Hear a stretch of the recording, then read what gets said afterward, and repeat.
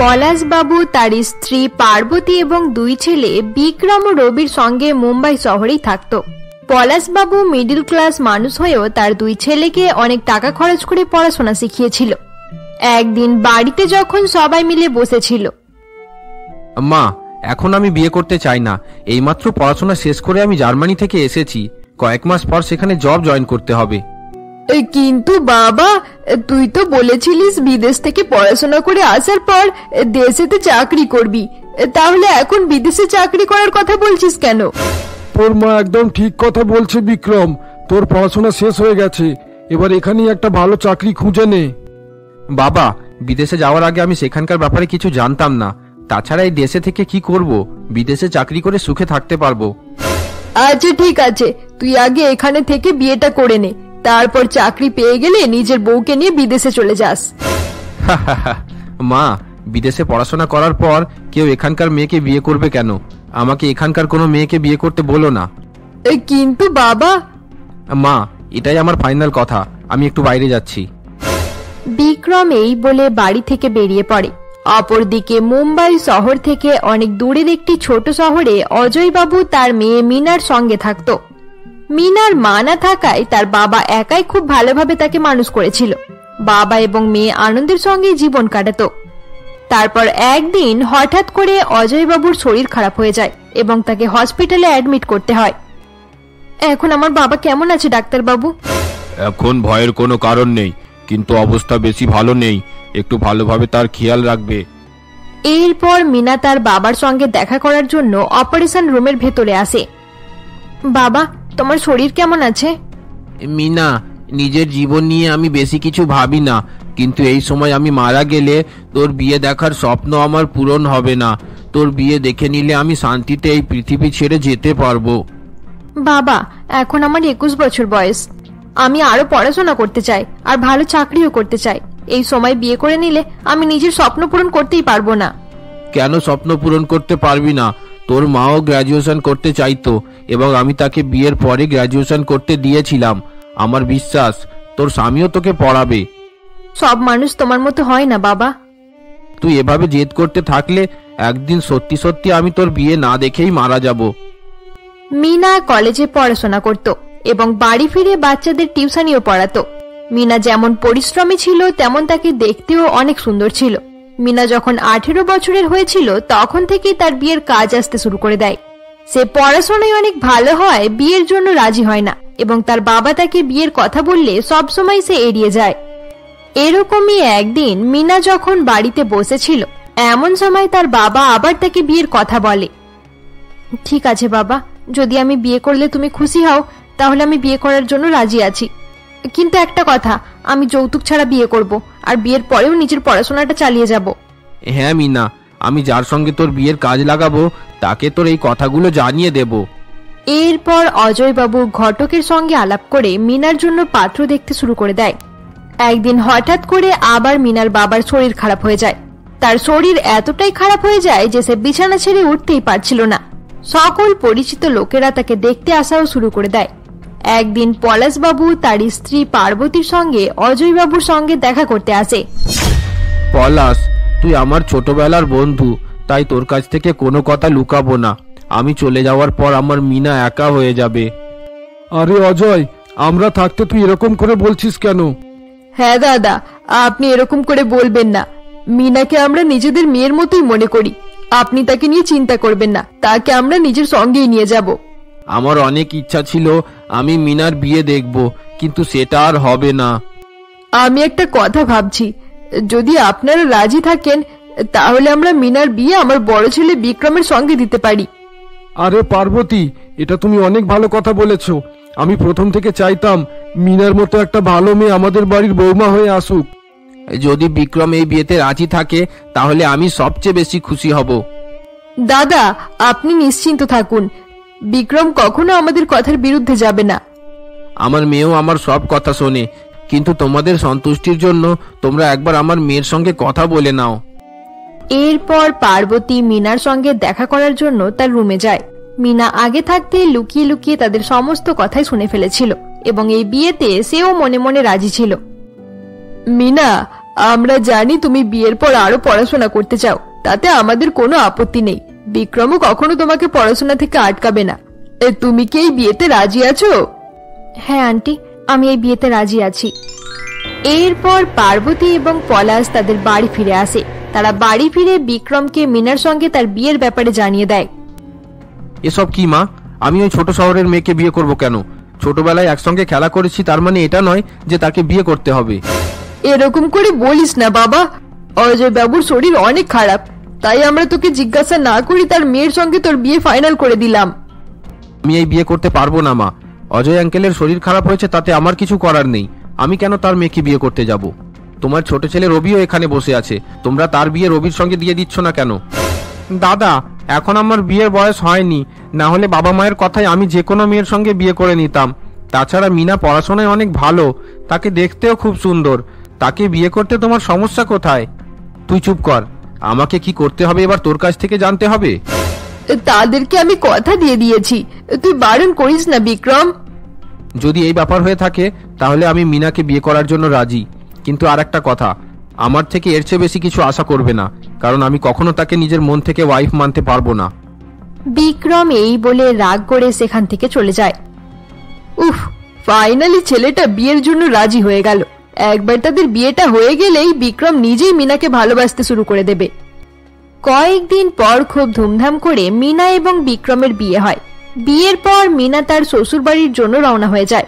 মেয়ের বিদায় করার পর অজয়বাবু অনেক দুঃখী হয়ে পড়ে এবং মিনাও দুঃখী মনে শ্বশুর বাড়িতে পৌঁছায়। আজ থেকে এটা তোমার বাড়ি মিনা। আজ সারাদিনে তুমি অনেক ক্লান্ত হয়ে গেছো, রুমে গিয়ে একটু আরাম করে নাও। রবি, তোর বৌদির কাপড়ের ব্যাগ দাদার রুমে রেখে দে। কি বললে? আমার ঘরে? কিন্তু কেন? বাবা বিক্রম, মিনা তোর বউ, সে তোর রুমে না থাকলে কোথায় থাকবে? সে যেখানেই থাকুক, আমি দেখতে যাব না। আমি তোমাকে পরিষ্কার বলে দিচ্ছি মা, আমি মিনাকে নিজের রুমে থাকতে দেব না। বিক্রম, তুই এভাবে বলছিস কেন?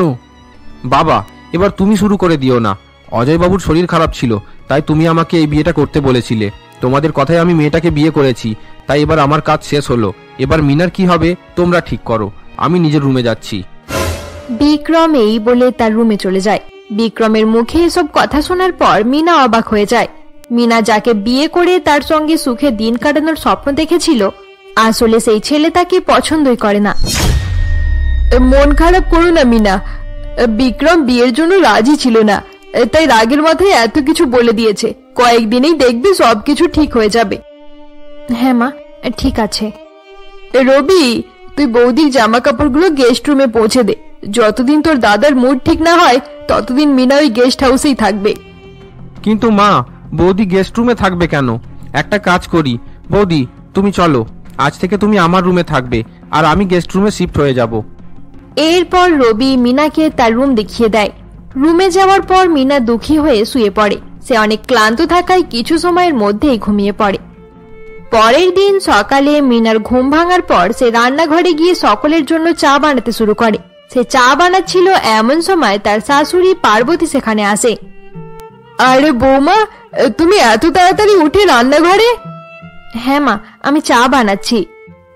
বিক্রম ব্ল্যাক টি খুব ভালোবাসে, চা যখন হয়ে গেছে তাহলে বিক্রমকে তার রুমে গিয়ে দিয়ে এসো, সে খুশি হয়ে যাবে। এরপর মিনা এক কাপ চা নিয়ে বিক্রমের রুমের দিকে যায়। মিনা চা নিয়ে বিক্রমের রুমের ভেতরে আসে। বিক্রম তখনও ঘুমিয়েই ছিল। এই নাও বিক্রম, তোমার চা। মিনা রুমের ভেতরে চলে আসায় বিক্রম প্রচন্ড রেগে যায় এবং ঘুম থেকে উঠে পড়ে। এই রুমে আসার সাহস কি করে হলো তোমার? কাল তোমাকে বলেছিলাম আমার রুমে কোনোদিন আসবে না। আর একটা কথা, আমি এই বিয়ে মানি না। আমি তোমার মতো ছোট শহরের মেয়ের সঙ্গে সংসার করতে চাই না, তাই এর পর থেকে আমার কাছাকাছি আসার চেষ্টা করবে না। আমি তো শুধু তোমাকে চা দিতে এসেছিলাম। তোমার মতো মেয়েকে আমি খুব ভালো করে জানি। এভাবে আস্তে আস্তে ছেলেদের ফাঁসানোর চেষ্টা করো। এবার যাও এখান থেকে।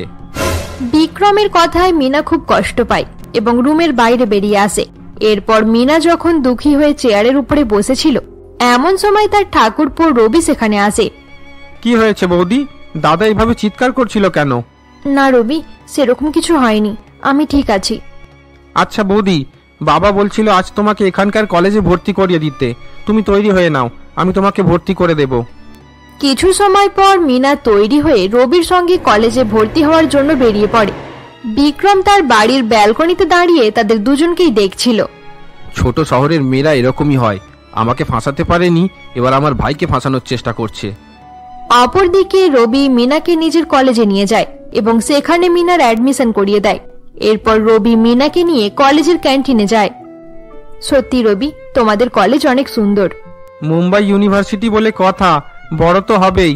বৌদি, একটা কথা বলবো? হ্যাঁ, বলো না। কলেজে তোমাকে বৌদি বলে ডাকতে আমার একদম ভালো লাগছে না। তুমি আমার বয়সের, তাছাড়া আমরা একসঙ্গে পড়াশোনা করব। তাই আমি তোমাকে বৌদি বলে ডাকলে কলেজের বাকি সবাইও ডাকবে, তোমাকে নিয়ে সবাই হাসাহাসি করবে। তাহলে তুমি এখানে আমাকে মিনা বলে ডাকতে পারো, বাড়িতে বৌদি বলবে। হ্যাঁ বৌদি, এটাই ঠিক হবে। মিনা এবং রবি বসে বসে গল্প করছিল। এমন সময় রবির এক বন্ধু রতন সেখানে আসে। হ্যালো রবি, এই সুন্দর মেয়েটি কে? আরে রতন, তোকে তো আমি বলেছিলাম যে আমার বৌদি মানে মিনা আমাদের সঙ্গে পড়াশোনা করবে। আচ্ছা, তাহলে এটা তোর বৌদি? হ্যালো বৌদি, তবে আপনার মতো এত সুন্দর মেয়েকে বৌদি বলতে ভালো লাগছে না, আমি তোমাকে মিনা বলে ডাকতে পারি? হ্যাঁ হ্যাঁ, অবশ্যই, আমরা সবাই বন্ধু। এরপর রতন সেখানে বসে সকলের সঙ্গে গল্প করতে শুরু করে দেয়। আরে রবি, আমাকে একটা কথা বল, মিনার মতো এত সুন্দর বউ পাওয়ার পর তোর দাদা মিনাকে তোর সঙ্গে কলেজে আসার জন্য ছেড়ে দিল কিভাবে? তাছাড়া তোরা সবসময় একসঙ্গে আসা যাওয়া করবি। এটার মানে কি? তুমি এভাবে কথা বলছো কেন? আরে মিনা, রতন সবসময় মজা করতে থাকে। রতন আমার সবচেয়ে ভালো বন্ধু, তার কথায় তুমি কিছু মনে করো না। সে আমাদের বাড়িতেও যাতায়াত করে। সরি মিনা, আমি বুঝতে পারিনি তোমার খারাপ লাগবে, আমি এমনি মজা করছিলাম। তবে রবি, বিক্রম দা এই বিয়েতে হ্যাপি তো? কারণ সে প্রথম থেকে কোনো ফরেনার মেয়েকে বিয়ে করতে চাইতো। আসলে রতন, ব্যাপারটা হলো। এরপর রবি রতনকে তার দাদার ব্যবহারের ব্যাপারে সমস্ত কথা জানায়। সবকিছু জানার পর রতনেরও অনেক বেশি খারাপ লাগে। মিনা, তুমি কখনো নিজেকে একা মনে করবে না, আমরা তোমার বন্ধু। আজ বা কাল বিক্রমদা নিশ্চয়ই রাজি হয়ে যাবে। সে যদি রাজি নাও হয় তাতেও কোনো সমস্যা নেই, কারণ আমি আছি তো। আমি যে কোনো অবস্থায় তোমাকে মেনে নিতে রাজি আছি। রতন, মুখ সামলে কথা বলো। ওরে বাবা, তুমি আমাকে বন্ধু বলছো আর আমি তোমাকে মজা করে কোনো কথাও বলতে পারবো না? মিনা, তুমি রতনের কথা কিছু মনে করো না, সে প্রথম থেকে এরকমই, সবসময় আর কি করে। সেদিন কলেজ শেষ হওয়ার পর রবি এবং মিনা বাড়ি ফিরে আসে। এরই সঙ্গে রতনও পড়াশোনার বাহানা করে তাদের সঙ্গেই আসে। বিক্রম অবাক হয়ে তাদের দিকেই তাকিয়ে থাকে। কিছু সময় পর তারা সকলে হল রুমে গিয়ে বসে। মিনা, রবি, তোমরা দুজনে এখানে বসে রতনের সঙ্গে কথা বলো, আমি তোমাদের জন্য কিছু খাবার নিয়ে আসছি। আমিও আপনার সঙ্গে যাচ্ছি, কিছু সাহায্য হয়ে যাবে। মিনা, তুমি আমার মেয়ের মতো, আর মা থাকতে মেয়েকে কাজ করতে হবে কেন? তোমরা এখানে বসো, আমি একটু পরেই আসছি। এরপর মিনা, রবি এবং রতন বসে বসে গল্প করতে থাকে। রতন কথায় কথায় মিনার রূপের প্রশংসা করছিল এবং তার দিকে তাকিয়েও ছিল। মিনার এসব ভালো লাগছিল না, কিন্তু সে উঠে চলে যেতেও পারছিল না। রতন রবির খুব ভালো বন্ধু হওয়ার কারণে মিনা তার ব্যবহারে গুরুত্ব দেয় না। অপরদিকে দূরে দাঁড়িয়ে বিক্রম এসব দেখে প্রচন্ড রেগে যায়। আচ্ছা, এই ব্যাপার। সকালে আমার ভাইকে পটাচ্ছিল, এখন তার বন্ধুকে পটিয়ে বাড়ি পর্যন্ত নিয়ে এসেছে। এই রতন মিনার দিকে বারবার তাকাচ্ছে, যেন কোনোদিন মেয়ে দেখেনি। বিক্রম দূরে দাঁড়িয়ে দাঁড়িয়ে এসব কথা ভাবছিল। এমন সময় রবি মিনা এবং রতনকে বলে, আচ্ছা তোমরা দুজন কথা বলো, আমার একটা ইম্পর্টেন্ট কল আসছে। আচ্ছা ঠিক আছে, তুই যা, আমি আছি তো। এই বলে রবি সেখান থেকে চলে যায়। আচ্ছা মিনা, বলো, বিয়ের আগে তোমার কোনো বয়ফ্রেন্ড ছিল? না, আমি এসব পছন্দ করি না। আমি জানি মিনা, বিক্রমদার ব্যবহারে তুমি দুঃখী, কিন্তু এভাবে দুঃখী থাকলে কোনো লাভ হবে না। তুমি হাসি খুশি থাকো, দেখো একদিন বিক্রমদা তোমাকে মেনে নেবে। রতন এইসব বলতে বলতে মিনার হাতের উপর হাত রেখে দেয়। মিনার এই ব্যবহার ভালো লাগে না, কিন্তু সে বুঝে উঠতে পারছিল না যে রতন ভালো ছেলে নাকি খারাপ ছেলে। বাহ, এবার হাত ধরা পর্যন্ত হয়ে গেল। মিনা অনেক তাড়াতাড়ি ছেলেদের হাত করতে শিখে গেল। সেদিন সন্ধ্যাবেলায় রতন বাড়ি ফিরে যায়, কিন্তু এরপর থেকে বেশিরভাগ সময় সে পড়াশোনার বাহানা করে রবিদের বাড়িতেই আসা যাওয়া করতে শুরু করে। মিনা ভালো করেই বুঝতে পারত যে রতন তার সঙ্গে দেখা করার জন্যই আসে। মিনার নতুন বিয়ে হওয়ায় সে রতনের ব্যাপারে বাড়িতে কাউকেই জানায় না। সে ভালোভাবেই নিজের পড়াশোনা চালিয়ে যায়। একদিন বিক্রম যখন তার বাবা মায়ের সঙ্গে বসেছিল, এমন সময় তার মা বলে, বাবা বিক্রম, তোদের বিয়ের 1 মাস হয়ে গেল, এখনো তুই মিনাকে বউ হিসেবে মানবি না? ওই বেচারি মেয়েটার জীবন খারাপ করছিস কেন বাবা? আচ্ছা, আমি তার জীবন খারাপ করেছি? তাহলে তুমি আমাকে না বলে তার সঙ্গে আমার বিয়ে ফাইনাল করে দিয়েছিলে কেন? তাছাড়া তাকে দেখে তো মনে হয় না যে সে দুঃখে আছে। সব সময় রবির সঙ্গে টাইম পাস করতে থাকে, আর বাকি সময়গুলো রতন কোনো না কোনো বাহানা করে আমাদের বাড়িতে চলে আসে। বিক্রম, নিজের বউয়ের ব্যাপারে এরকম বলতে তোর লজ্জা করছে না? সে অনেক ভালো মেয়ে, তাই তুই নিজের ঘরে তাকে যেতে না দিলেও সে কোনো কমপ্লেন করেনি। আমি এসব শুনতে চাই না, আর তার সঙ্গে কোনো রকম সম্পর্কও রাখতে চাই না। আমি এখান থেকে চলে যাব, এটাই আমার ফাইনাল ডিসিশন। বিক্রম নিজের বাবা মাকে এসব কথা বলছিল, এমন সময় রবি এবং মিনা কলেজ থেকে বাড়ি ফিরে আসে। কি হয়েছে মা? আসলে মিনা, বিক্রম বিদেশে যেতে চাইছে। তুমি এরকম কেন করছো বিক্রম? তুমি যা চেয়েছো আমি তাই করছি। আমি তোমার ঘরেও যাই না, আর তোমার সামনেও আসি না, তাহলে তুমি আমার জন্য বাবা মাকে ছেড়ে দূরে চলে যাচ্ছ কেন? বেশি ভালো হওয়ার অ্যাক্টিং করো না। আমি ইন্ডিয়াতে চাকরি করতে চাই না, এবং কোনো ছোট শহরের মেয়েকে বউ হিসেবে মানতেও চাই না। আমি এখান থেকে যাওয়ার প্ল্যান করে নিয়েছি। কিন্তু বিক্রম, এরকম করে কিভাবে চলবে? দেখো মা, তুমি যদি আমাকে বেশি বিরক্ত করো তাহলে আমি বলে দিচ্ছি আর কোনোদিন বাড়ি ফিরে আসবো না। মা, আপনি বিক্রমকে আটকাবেন না। তার যেটা ভালো লাগে তাকে করতে দিন। বিক্রম, আমিও তোমাকে কথা দিচ্ছি, আমি কোনোদিনও তোমার কাছে বউ হওয়ার অধিকার দেখাবো না। তুমি মুক্ত। এরপর বিক্রম নিজের রুমে চলে যায়। তুমি দুঃখ পেও না বৌমা, ভেবেছিলাম বিয়ের পর বিক্রম ঠিক হয়ে যাবে, কিন্তু দিন দিন বিক্রমের ব্যবহার আরো বেশি খারাপ হয়ে যাচ্ছে। আমরা তোমার জীবনটাই খারাপ করে দিলাম, আমাদেরকে পারলে ক্ষমা করে দিও। এসব আমার ভাগ্য মা, আপনারা নিজেকে দোষারোপ করবেন না। মিনা, তুমি ভালোভাবে তোমার পড়াশোনা করে নিজের স্বপ্ন পূরণ করো। তোমার পছন্দের কোনো ছেলে হলে তুমি বলতে পারো, আমরা তার সঙ্গেই তোমার বিয়ে দিয়ে দেব। এসব আপনি কি বলছেন বাবা? তোমার শ্বশুর মশাই একদম ঠিক কথাই বলছে মিনা। যেই ছেলে তোমাকে পছন্দ করে না, তার অপেক্ষায় তুমি পড়ে থাকবে কেন? 2 দিন পর বিক্রম ইন্ডিয়া ছেড়ে বিদেশে চলে যায়। অপরদিকে মিনা দুঃখী হয়ে তার রুমেই বসেছিল। একদিন রবি যখন কলেজ লাইব্রেরিতে বসেছিল, এমন সময় রতন তার কাছে আসে। আরে রবি, মিনা এলো না কেন? সে কালও আসেনি। বাড়িতে সব ঠিক আছে তো? হ্যাঁ, বাড়িতে সব ঠিক আছে, কিন্তু মিনার মন ভালো নেই। দাদা মিনার সঙ্গে সমস্ত সম্পর্ক অস্বীকার করে বিদেশে চলে গেছে। তোর বাবা মা কিছু বলেনি? সবাই বোঝানোর চেষ্টা করেছে, কিন্তু কোনো লাভ হয়নি। বাবা মা মিনাকে পরিষ্কার বলে দিয়েছে, সে পড়াশোনা শেষ করে যাকে পছন্দ করবে তার সঙ্গে মিনার বিয়ে দিয়ে দেওয়া হবে। এটা তো খুব ভালো কথা। তোর দাদা নিজের লাইফ এনজয় করবে, আর মিনা এখানে তার দুঃখে বসে থাকবে। এটা ঠিক হতো না। একদম ঠিক কথা বলেছিস রতন, কিন্তু একটা বিবাহিত মেয়েকে কে বিয়ে করতে চাইবে? এইভাবেই বেশ কিছু দিন কেটে যায়। মিনা তার কষ্টের কথা চিন্তা না করে পড়াশোনায় মন দিতে থাকে। অপরদিকে রতন যখনই তার সঙ্গে দেখা করত, সবসময় তাকে খুশি করার চেষ্টা করত এবং তার পছন্দের চকলেট এবং আইসক্রিমও নিয়ে আসত। একদিন মিনা যখন তার রুমে পড়াশোনা করছিল, এমন সময় রবি তার রুমে আসে। বৌদি, রতন তোমার সঙ্গে দেখা করতে এসেছে। সে আবার এসেছে? সকালেই তো এসেছিল। মিনা রবিকে যখন এসব কথা বলছিল, এমন সময় রতন রুমের ভেতরে চলে আসে। কোনো বন্ধুর সঙ্গে দেখা করার জন্য কোনো কারণ থাকতে হবে? না রতন, কিন্তু এই সময় তোমার তো পড়াশোনায় মন দেওয়া দরকার, কিছুদিনেই পরীক্ষা। মিনা, বিক্রমদা বাড়ি ছেড়ে গেছে, তার 1 বছর হয়ে গেছে, কিন্তু তুমি এখনো তার চিন্তায় পড়ে আছো। এবার তুমি সেসব কথা ভুলে যাও, তবেই তুমি হাসি খুশি থাকতে পারবে। তাহলে তুমি বলো রতন, তোমার কথা অনুযায়ী আমাকে হাসি খুশি থাকতে গেলে কি করতে হবে? ভালোবাসা। অন্য কোনো মানুষকে ভালোবাসতে হবে যে তোমাকে ভালোবাসে এবং তোমার হাসি খুশি চাই। এরকম মানুষ আমি কোথায় পাবো? আরে তোমার সামনেই তো দাঁড়িয়ে আছে। মুখ সামলে কথা বলো রতন। আমি সত্যি বলছি মিনা, যখন থেকে আমি তোমাকে দেখেছি তখন থেকেই তোমাকে ভালোবেসেছি। তোমার সঙ্গে দেখা করার জন্য আমি বারবার এখানে আসি। তুমি পুরানো কথাগুলো ভুলে আমার সঙ্গে নতুন করে জীবন শুরু করতে পারবে না? এইসব তুমি কি বলছো রতন? চলে যাও এখান থেকে। রতন ভুল কথা বলছে না বৌদি। এই 1 বছরে দাদা অনেকবার ফোন করেছে, কিন্তু একবারও তোমার ব্যাপারে জিজ্ঞাসা করেনি। তাহলে তুমি কেন তার অপেক্ষায় নিজের জীবন খারাপ করবে? আমি স্কুলের বেলা থেকে রতনকে চিনি, তার বাবা মা অনেক ভালো, তারা হাসি খুশি তোমাকে মেনে নেবে। তাছাড়া রতন তোমাকে অনেক ভালোবাসে। হ্যাঁ মিনা, তুমি চাইলে সবকিছু ঠিক হয়ে যাবে। আমরা দুজনে নতুনভাবে নিজেদের জীবন শুরু করব। রবি এবং রতন মিনাকে অনেক বোঝানোর চেষ্টা করে, কিন্তু মিনা তাদের কথায় রাজি হয় না। এইভাবে দেখতে দেখতে আরো কয়েকদিন কেটে যায়।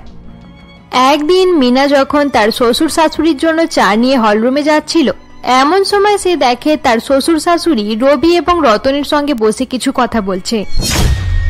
বন্ধুরা, আজকের জন্য এতটাই। গল্পটি ভালো লাগলে অবশ্যই লাইক করে দিও, আর পরবর্তী পর্ব দেখার জন্য আমাদের চ্যানেলকে সাবস্ক্রাইব করে দাও।